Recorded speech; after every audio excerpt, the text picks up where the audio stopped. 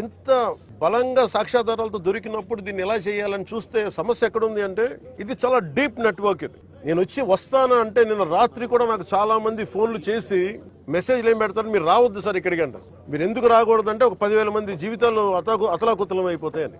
Port అనేది it is meant for exports. Kakinada port గానీ ఏ port అయినా గానీ అనుమతి ఇచ్చింది ఎక్స్పోర్ట్ కి, అంతేగాని స్మగ్లింగ్ కాదు. స్మగ్లింగ్ మీద చేసే విధానంలో కూర్చోబెట్టి దానికి పర్మిషన్, దానికి లైసెన్స్ ఇవ్వాలి. లీగల్ గా ఎక్స్పోర్ట్ కి మాత్రమే ఇక్కడ పర్మిషన్ ఇచ్చారు దీనికి. కానీ వస్తే 10,000 మంది జీవితాలు అతలాకుతలం అయిపోతాయంటే నాకు ఒకటే అనిపించింది. ఇందాక లోపలికి వెళ్ళి కూర్చుంటే నన్ను ఎంత సహకారం లేదంటే నాకే as a deputy chief minister of Andhra Pradesh నాకే సహకరించాల. ఇక్కడున్న ఈ పోర్ట్ అధికారులు షిప్, అక్కడ స్టెల్లా అనే షిప్ ఉంది, పైకి ఎక్కాలి. దాన్ని ఒక దాదాపు 6 కంపార్ట్మెంట్స్ లో దాన్ని ఏమంటుంది 6 కంపార్ట్మెంట్స్ 3 కంపార్ట్మెంట్స్ ఇది ఉంది. దాన్ని సీజ్ చేసి అక్కడ ఆఫ్ చేసాం. లోపలికి వెళ్ళి చెక్ చేద్దామంటే ఈ అనుకూలంగా లేదు మీకు పైకి ఎక్కడానికి అని చెప్పి అక్కడే తిప్పుతున్నాను నన్ను.